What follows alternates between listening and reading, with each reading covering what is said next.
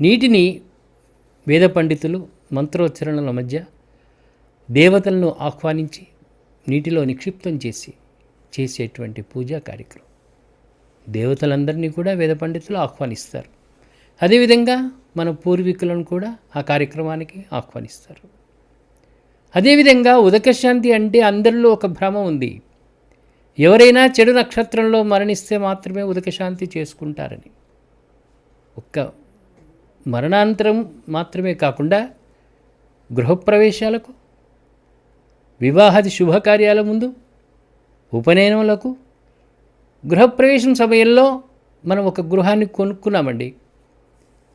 ఆ అమ్మినటువంటి వారు ఏ విధంగా ఉన్నారో, వారికి ఉన్నటువంటి ఇబ్బందులు మళ్ళీ ఆ గృహంలో మనకు రాకూడదనుకుని గృహప్రవేశానికి ముందే మనం ఉదక శాంతి చేసుకోవడం చాలా మంచిది. అదేవిధంగా నూతన గృహప్రవేశం అయినా సరే స్థలతో